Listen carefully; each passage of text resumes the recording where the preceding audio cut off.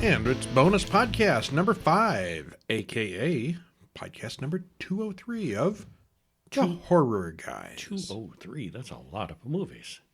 Anyway, Anyway, a lot of movies. I'm a horror guy, Kevin, And I'm horror guy Brian. and we're going to talk about these bonus movies today, aren't we? Yeah. Some old and some new. Now, keep in mind that these are the bonus movies, the bonus movies that are exclusive to HorrorBulletin.com, the newsletter side. On HorrorGuys.com, we watch 4 regular movies and a short film every week. And that's a whole separate podcast. So be sure to take both of them in. Yeah, check it all out. What do we got this week? We got Fresh from 2022. Yeah, that's a cool one. What else? We need to talk about Kevin. Oh, boy, do we. From 2011. A different Kevin, not this Kevin. Oh, okay. And an old classic, Spider Baby, or The Maddest Story Ever Told, from 1967. Don't know if it's the maddest, but it's weird. I'd never heard of this one before. Yeah. Yeah. And another brand new one, We Won't Be Alone. You Won't Be Alone. You Won't Be Alone. Yes. Yes, from 2022. All right. And as always, brought to you by the Horror Guys Guides. Go to horrorguysshop.com. Pick you up some books.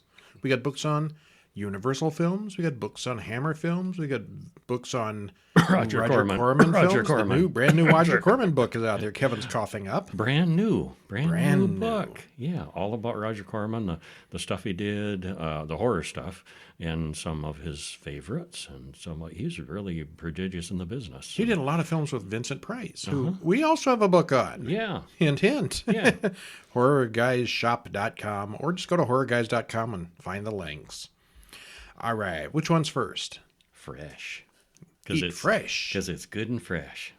And it's brand new, so we're not going to spoil it very much. But we'll talk about it some. Yeah. Well, actually, you get awful lot of spoilers just from the movie poster. Quite a bit. But a movie like this, how are you going to tell about it?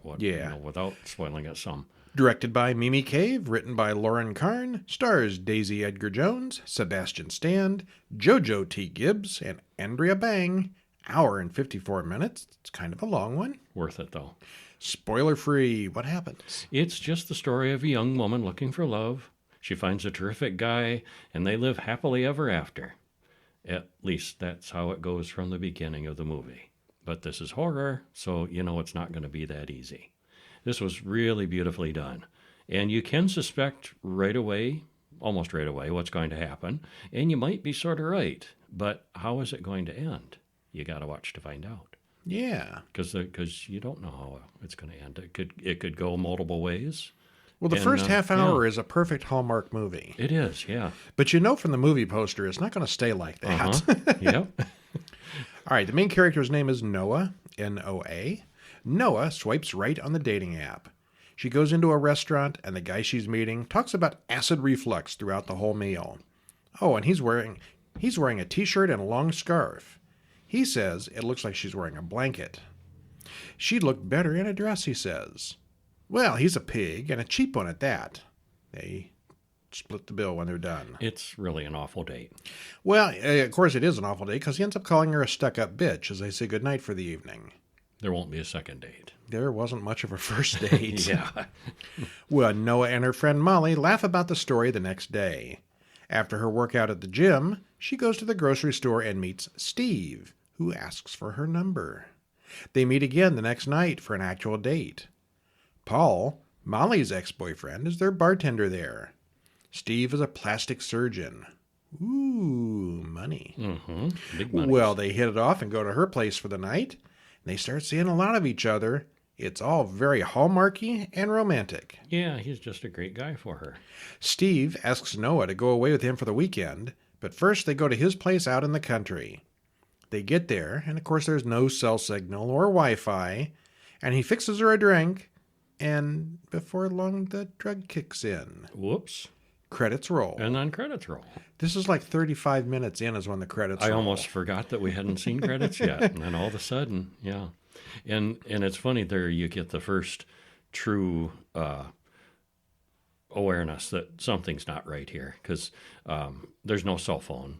service, which, isn't unusual out in the middle of nowhere. But he has no Wi-Fi either? His Wi-Fi, oh no, there is Wi-Fi, and she asked for the password, and he kind of, oh no, and look over here. And he just completely changes the subject, leaves her hanging, and you realize, yeah, something's wrong. He doesn't want her to have contact with the outside world. How about we stop right there? We should. Things have gone terribly wrong for Noah. Yeah. And we're not going to get into the details. Well, the first half hour could have been from any Hallmark movie. Then, suddenly, it takes a turn. I had my doubts for a long while that this was even going to turn out to be a horror film, but oh yeah, it is. Yeah, it gets there. You know she's going to either escape, be eaten, there's sort of a spoiler, but that movie poster will give you that one, or maybe other options. There are 3 different possibilities that are foreshadowed pretty clearly. 3 clear options. Yeah. There's other possibilities, too. And you don't know. I mean, you know where it's going to go about 5 minutes after the part we stop talking. But you don't know how it's going to end. Yeah. The acting is all great here. Everyone is believable. And it's actually pretty romantic. Until it's not. The soundtrack is excellent. The pacing is really well done as things escalate. And I like that you could see where it was going, but not really. Definitely excellent. Yes, it was. Yeah. Maybe my favorite for the week. I think it was mine for the week, yeah. All right, next up. Hey, guys. This is Brian, horror guy Brian here. We need to talk about Kevin. Wow. Kevin's gone all goofy on us. Yeah, we need to talk about Kevin from 2011, directed by Lynn Ramsey, written by Lynn Ramsey, Roy Stuart Kinnear, and Lionel Shriver. Stars Tilda Swinton, John C. Reilly, and Ezra Miller. 1 hour, 52 minutes. Spoiler-free, it's a straightforward and simple story. More of a psychological drama than strictly horror. Now it's debatable. Yeah. An excellent cast, well-written script, and the way it's filmed, jumping back and forth in time, boosts it up to something really interesting.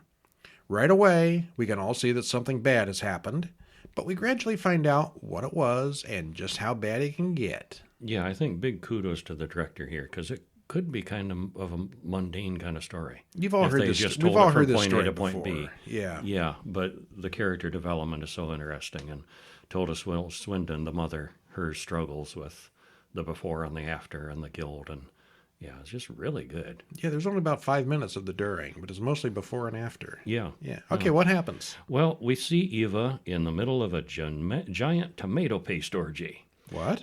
Yeah, it's that festival in Europe where they all, like the entire town, throws tomatoes at each other and just pounds and pounds and gallons of tomatoes everywhere. And It looks really messy. Big old tomato fight, yeah. Well, she wakes up. It's really just a messy house. That was a dream from the past.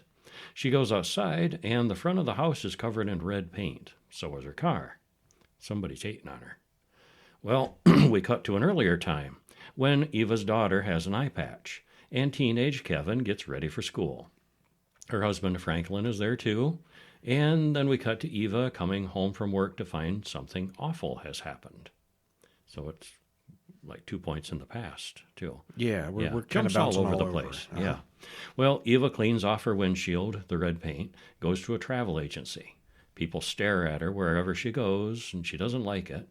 She's at the travel agency to apply for a secretarial position, a travel agent kind of job. And the woman there says, don't care what happened or what you've done or whatever. Just if you can type, you got the job, which is, just what she wanted to hear. And she's, happy about this, except on the way out, a woman hits her in the face, tells her hopes she goes to hell. Just somebody on the street. Like, what? What's that all about? Well, she dreams of her and Franklin dating and being happy. Before long, a baby is on the way, and she doesn't seem very happy about having a baby because she cries a lot. She's down about it. And, the baby, no, she doesn't cry. I misread that. No, and she's not really crying about it. She does not want this baby. After the baby is born, she doesn't want the baby. And then, boom, the baby is there, and the baby just endlessly cries. She wasn't happy about the baby before the baby came. And then just endlessly, she cannot calm it down and stop him from crying. And she didn't want to be a mother, and she's not very good at it. And it's driving her bonkers. And there's one scene where she's out with the baby in a stroller, pauses by a jackhammer, And you can see like the bliss on her face because it drowns the baby out for a few minutes. It's better than that screaming kid. Yeah. Like, peace. Like, wow, that's really bad. Well, then she's driving to the prison and visits someone there. Someone is really creepy, but we don't see them. And she's clearly hated by all the neighbors who watch her try to remove the paint from the front of her house. We get flashes of what the bad thing was that happened when Eva avoids a woman at the grocery store. She's walking through the grocery store, got all her stuff, and a dozen eggs in her basket, sees this woman that she recognizes, and then she goes and hides around the corner. Mm-hmm. And then when she goes to check out, she finds that woman has broken all the eggs in her container. Yeah, it's a little thing. Well, we flash back to baby Kevin, who should have already started talking. He doesn't speak at all, but there's nothing wrong with his hearing. Doctor says there's nothing wrong with him. He's not autistic, and soon we see it's Kevin that's in prison. From baby to prisoner. Not terribly surprising. We figured it was him. Yeah. We get more flashbacks that show us that Kevin and Eva don't get along, but Kevin and Franklin get along pretty fine. Franklin finds them a huge house in the suburbs, but Eva doesn't want to leave the city. Well, she decorates her room with maps, and Kevin shoots paint all over them. This is about the time I'd be selling the kid on eBay or something. Yeah, he's really awful. Yeah. Well, Franklin tries to keep the peace, but Eva's not having any of that. Kevin really seems to hate Eva, and it's pretty clear that it's going both ways. He still wears diapers at age 6. He's not potty trained. He looks like he refuses to be, and so she just has to clean him up. Well, little Kevin gets more and more manipulative and controlling of his mother. He's a little monster to her, and he's perfectly normal toward his father. No one sees that other than Eva. Well, Eva eventually gets pregnant again, and Kevin is not pleased. But suddenly Kevin starts being nice to Eva. So, Franklin gets Kevin an archery set. He's a little older now, and he's a surprisingly good shot. And as he becomes a teenager, he gets even better. Then, back to the present, Eva's travel office has a Christmas party, and coworker Colin wants to dance with Eva. And that was just sad, I thought, because here's this guy, seems to be a little romantically interested in her. She's, very gun-shy. We're not clear at this point why, how bad this thing that happened. And Franklin is there, the husband, somewhere, but isn't. Did they get divorced or... But, well, this guy in the office is no prize, and he's looking down on her, thinking he can get anything he wants because he's above her on the ladder. Yeah, at the party that comes out. Yeah, and when she says no, he's unexpectedly cruel. I thought that was sad because I was kind of hopeful that she's going to turn things around. A little happiness here. Like no. Yeah. Well, we see many more instances of little Kevin being a jerk. There's no point. That's the point. He's all nihilistic as he grows into a teenager. He's still into archery, gets a new bow for Christmas, even better one. Celia, the daughter, gets a guinea pig, which soon goes missing. And Eva finds something red and nasty in the kitchen drain. Could that be the guinea pig? What was left of the guinea pig? And who did that? That'd be Kevin.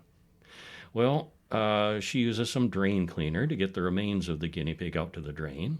And then all of a sudden, Celia's in the hospital. And we piece it together that this is why Celia was wearing an eye patch. Something happened with the drain cleaner.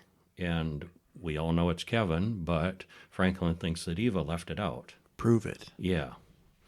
And Kevin just denies.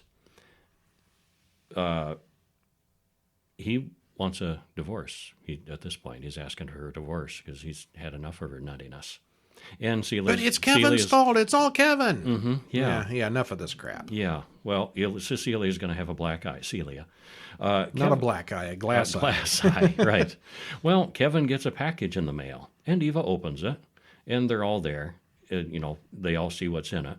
It's a bunch of heavy-duty bicycle locks that he says he's going to resell at the school for a profit. And Franklin thinks that's great. Well, the next day at work, someone barges into Eva's office and asks if Kevin goes to Gladstone High. We see that Kevin has used those locks to seal up all the doors in the school and gone on a killing spree with his bow. Eva rushes to the school. When she sees the fireman cutting those bicycle locks off the door, she knows what has happened. The doors open. Kevin comes out and surrenders himself to the police. And he does look smug and happy, don't he? He does, yeah.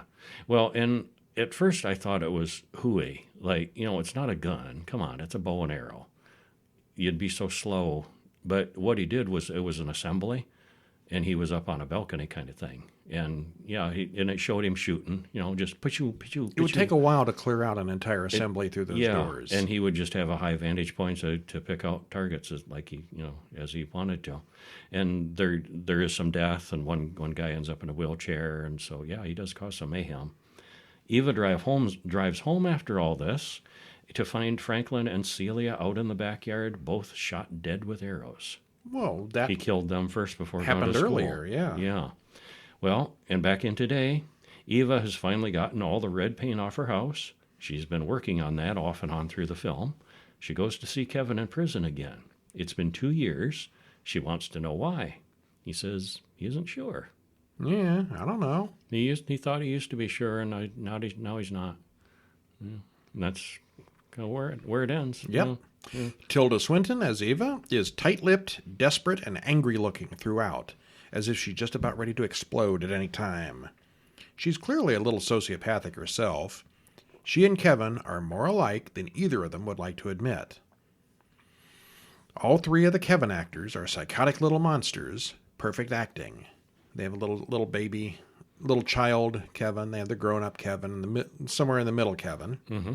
John C. Reilly is a normal guy caught between the two main characters. You ever notice how he can play a perfectly normal dramatic guy and also a silly comedian? And yeah. He's very flexible. Really versatile. You know from the beginning that something really bad is going to happen, but we don't understand all the details until toward the end. It's kind of a sort of a bad seed updated for modern times. There's just something wrong with Kevin. Mm-hmm. Not quite sure why Eva didn't just leave town afterward, though, since everyone there knew and hated her for involvement in the mass killing. I don't know. I know if everybody in town knew that I was involved in something like that, I would go to a different town. Mm-hmm. It's not like the prison is probably right there in town with her either. And, go commute to the prison. Yeah. Yeah. I don't Oh, know. well. Yeah. Kids of all kinds are just evil. Some of them are. Yeah. Kevin was. I wasn't. This Kevin was. They're all bad. All Kevins are bad. Way back in 1967, Lon Chaney was old. He needed a paycheck and went with this thing called Spider Baby, or the Maddest Story Ever Told. On the other hand, Sid Haig was young, and they kind of crossed over in this one. They were both in this. The old pro and the newbie who had never done much of anything. Uh-huh. Yeah. Written and directed by Jack Hill, stars Lon Chaney Jr., Carol Omart, and Quinn K. Redeker. And Sid Haig didn't even make it the top 5 or 6, but he's in there. He's got a good part. He's got a nice part, yeah.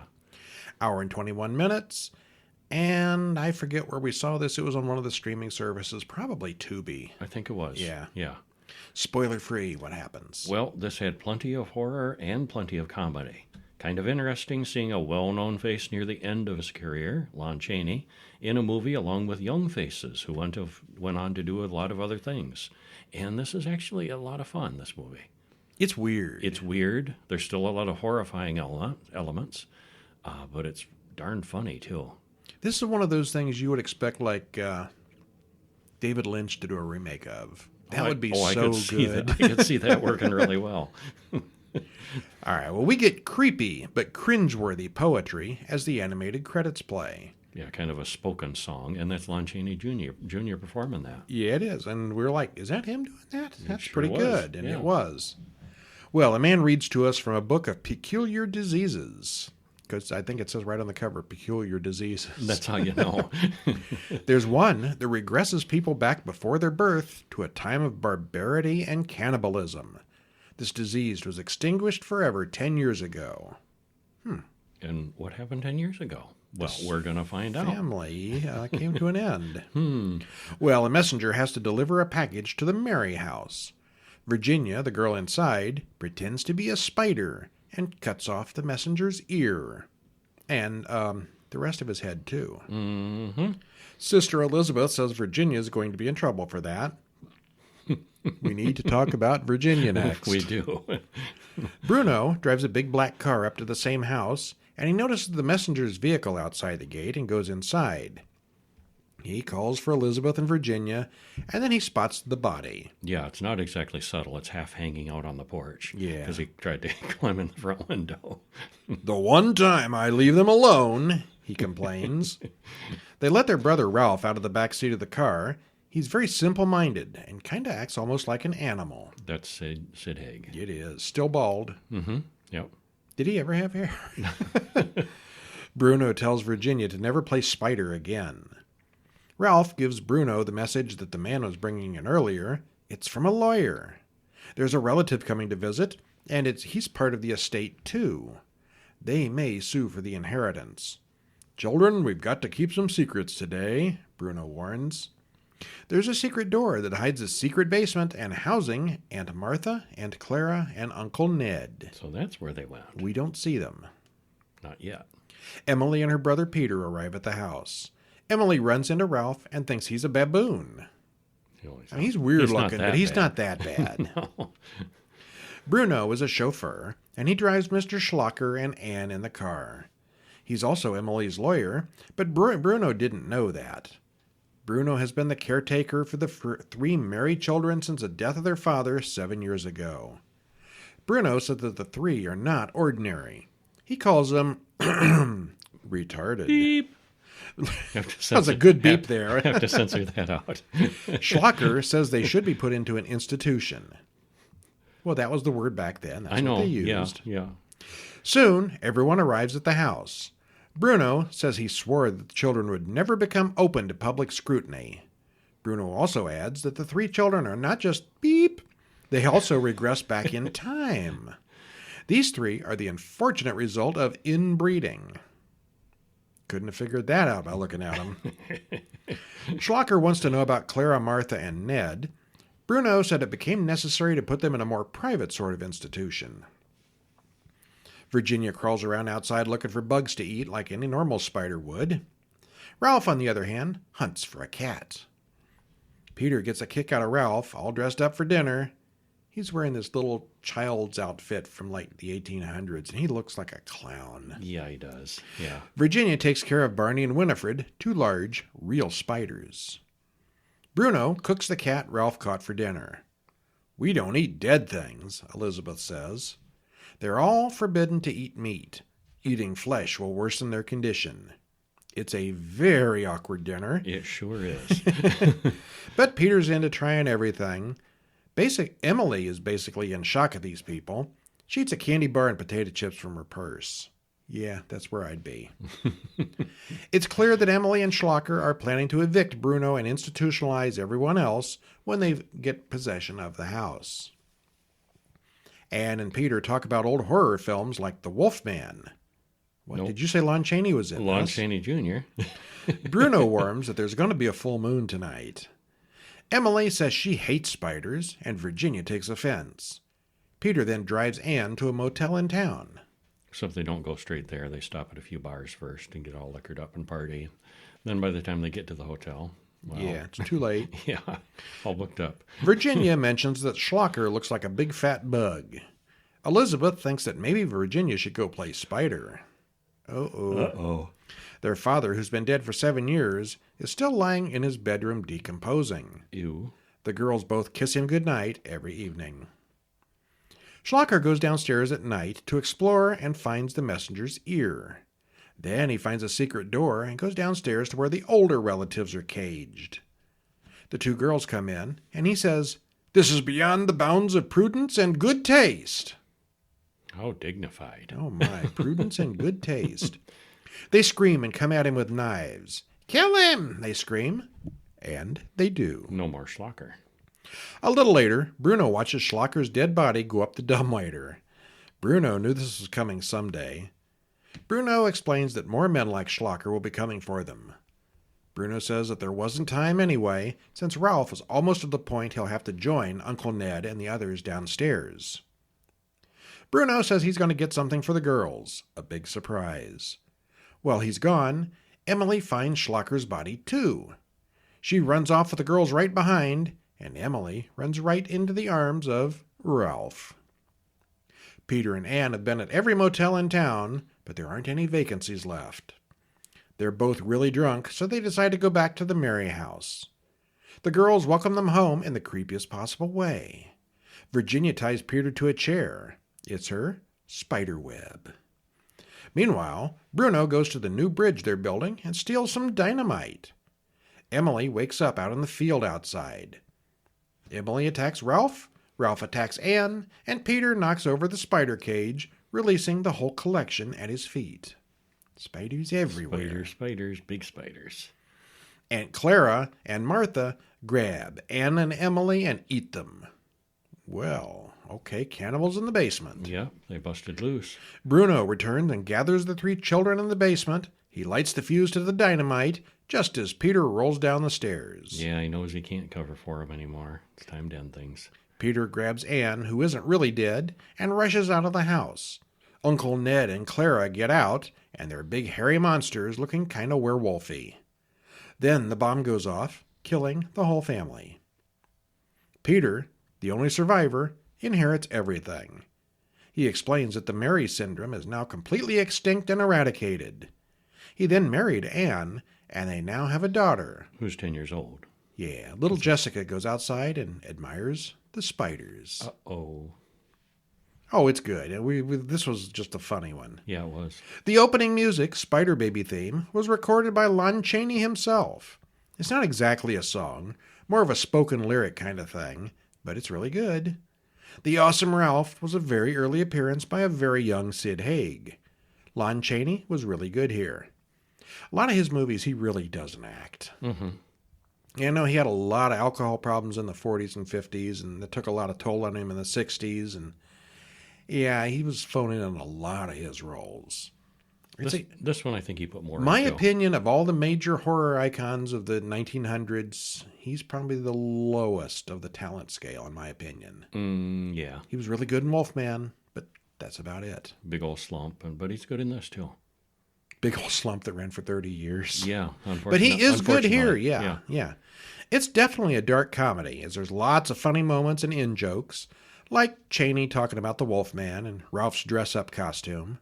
The main draw here is really just how crazy offbeat the whole thing is compared to other films of the times. Yeah. This is mid-60s, and like I said, it's very David Lynch-ish. It was weird. Yeah, it was. But good. Definitely recommend it. Yeah. And another one we'd recommend. Would we? I would. Okay. I would. I'd like to see it again, actually. Wow. You Won't Be Alone from 2022. I liked it more the more it went on. Okay. Written and directed by Goran Stalevsky. Stars Numi Rapace, Alice Englert, and Anna Marie Marinka. Hour and 48 minutes, so it's kind of long. Spoiler free, it's a story of witchery that takes a little while to get going. Actually, there's really no big action scenes here. It sort of develops. Mm-hmm. Yeah. Once it does, it's pretty great. Long ago and far away, strange things happened in the mountains. It's subtitled and well worth the read. A long, long time ago in a mountain far, far away. Yeah. I think the credit said Macedonia. Yeah, I think so. Yeah, I don't know. Vaguely European in the past. What happens? Well, a bunch of kids play hide and seek in a woman's house. She gets angry and runs them all out. The woman has a crying baby, lives alone. She turns around, there's a naked, ugly witch there. Surprise! Yeah. The witch doesn't care about children. She only wants the baby's blood. I don't want your children. I just want their blood. Yeah. Well, the witch is Old Maid Maria. The woman asks Maria to spare her child and offers her up when she turns 16. Then she'll serve the witch. Time to make alternate plans. Well, the witch is intrigued. She can't leave the baby unmarked, though, so she cuts the baby's vocal cords before leaving. This is a little vague. We had to rewind and watch it a couple of times, And then we weren't sure what was happening And then there. we figured out, yeah. Nothing wrong with the baby's face, but there is some blood. Mm-hmm. And apparently it still has a tongue. So, yeah, it's some sort of mystical muteness. She takes the baby's voice. Yeah. Yep. Later, the witch watches from the woods as the mother leaves the baby in a holy cave, screams to everyone that a wolf eater took her baby. Credits roll. Well, years pass. The baby grows into a teenager, but she's still in the cave, hidden away and protected. Mother comes in and takes care of her. And the girl still can't speak because the witch did steal her voice. We do hear her thoughts through a voiceover narration, though. Yeah, she doesn't talk, but we still hear what she's thinking. Mm-hmm. And it's kind of jumbled and garbled and not perfect English because she's lived in a cave for 16 years. Mm-hmm. I think it gets better as the movie progresses. I do, yeah. Huh? When she has more contact with people. Well, the girl wants to leave, but her mother claims that the monsters out there will tear her to pieces. A big bird flies in. That causes more drama from the mother, although the girl is fascinated. The mother attacks the bird fights back, and then the mother, who now acts completely differently, leads the girl outside for the first time. The girl sees trees and cows. Mother scratches the girl and then spits cow blood into the wound, some kind of bonding ritual. And we soon realize that this is not Mother, that's really Maria the witch, who has changed form and collecting her now that she's 16. Uh-oh. She's with the witch now. Well, the girl, Billiana, realizes the witch has killed her mother, but goes along with things anyway, because she's fascinated by all the outdoor things. Billiana's fingernails grow into claws, and she eats animals. She's a witch, too. Well, eventually she comes across a man out in the woods. The man tries to hit old Maria with his axe, but she messes him up pretty badly. Maria teaches her how to drink blood. "I chose you," she says. Well, the two argue back and forth a bit about various things, and Maria abandons her abandoned daughter. She turns into a wolf and runs away. Well, Billiana hears a woman screaming and watches her give birth in a cornfield, and then goes right back to work. Billiana... Yeah, you've had your 5 minutes. Get back to it. Yeah, that's basically how it was, yeah. Billiana and the woman fight, and the woman is killed. Billiana drinks her blood. She likes it a lot. And then she transforms into the dead woman, just like when the witch killed her mother. Except this woman has a husband and mother-in-law. That's probably a good place to awkward. stop. Yeah. So she's going to, impersonate this person. She drinks blood and but turns she can't into talk. that person. Even when she changes forms, she's still mute, which Yeah. complicates things a bit.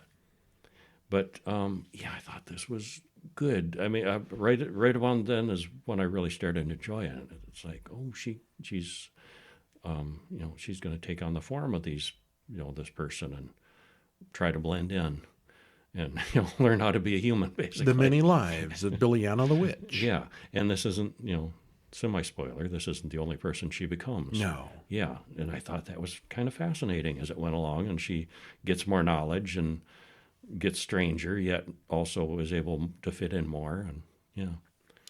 Well, I at least was immediately reminded of Hagazusa, the film from 2018 that we reviewed a few months ago. Uh-huh. It was another witch out in the wilderness. And a little bit of The Witch, too. A little bit, yeah. Yeah. It's got very much the same vibe and style, with a woman living in the wilderness alone with the witches. This one, however, there's no doubt about who is a witch and who is not. It's more about body swapping and seeing things from other people's perspectives. It's got great scenery and sets, the costumes are good, the acting is fine, and it's all very unusual. It's kind of hard to tell acting sometimes with these foreign language films. I think it was good. There's absolutely no action in this movie. It's Not just really, her living yeah. one life after another and getting into trouble each time. We know from the start that she's pretty much doomed or cursed because, the witch came for her. Yeah, she was doomed as a baby. But she Yeah. still hopes to get out of it. Will she? Tune in and find out. And there's some action. There's a little gore and fighting. And, Oh, yeah, there's definitely gore. But it's pretty low-key. Yeah, no big witch, magic battles or anything. Yeah, the magic is subtle in it. Yeah. Yeah. Hey, and that's our show for the week. What do we like best? I'm I- going to say Fresh. I'm going to go with Fresh, and then You Won't Be Alone as my second choice. I'm going to go with Fresh, and Spider Baby is my second choice. Okay. It's just weird. Yeah, we should talk about Kevin, too. Yeah. I liked that one more than you did, I think. Yeah, I think you did too. Yeah. We need to talk about Kevin. Yeah. Yeah. Well, we don't need to talk about him anymore. No, Enough Kevin for this week. that's right. Get out of here. Okay, bye. Well, that is our show for the week. Tune in 2 weeks for another bonus episode, or stop in over at horrorguyspodcast.com and subscribe using any podcast player to The Big Podcast, which is every week, 4 movies and a short. That's a lot of movies. It is. Well, I'm Brian, And I'm Kevin. and we'll see you next time. See ya.